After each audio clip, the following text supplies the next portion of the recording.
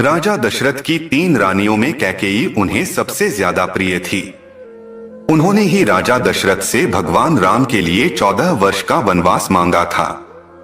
यही कारण है लोगों ने कैकेयी को नकारात्मक रूप में देखा है।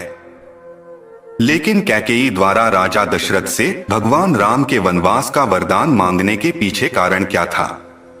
क्या वह मंथरा के बहकावे में आई थीं, या फिर वे अपने पुत्र भरत को राजगद्दी सौंपना चाहती थीं? जानिए क्या थी असली वजह। एक बार देवों और असुरों के संग्राम में देवराज इंद्र ने राजा दशरथ से मदद मांगी थी। उस वक्त राजा दशरथ के साथ रानी कैकेयी भी उनकी सारथी बनकर गई थी।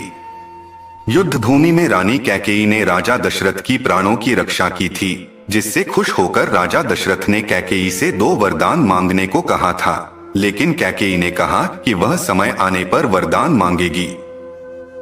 आगे चलकर कैकेयी ने अपने दोनों वरदान दशरथ से मांगे, जिनमें एक श्री राम के वनवास से जुड़ा था और दूसरा कि उनके पुत्र भरत को गद्दी पर बिठाने से। दरअसल राजा दशरथ की रानी कैकेयी राजा अश्वपति की बेटी थी। राजा अश्वपति के राजपुरोहित श्रवण कुमार के पिता रत्न ऋषि थे। कैकेयी को वेद शास्त्रों की शिक्षा रत्न ऋषि ने ही दी थी।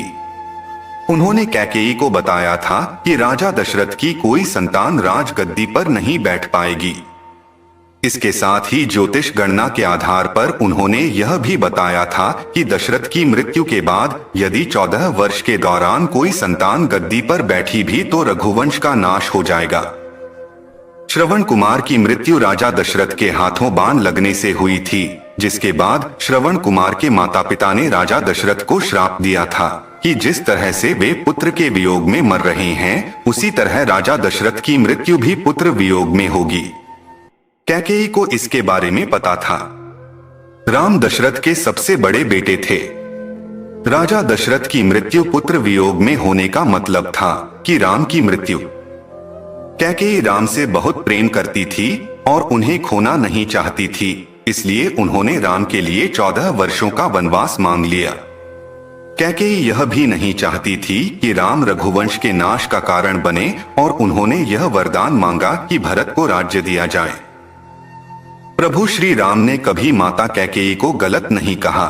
साथ ही जब भरत ने अपनी माता को कटु वचन कहे तो प्रभु श्री राम ने उन्हें रोका भी। जय श्री राम।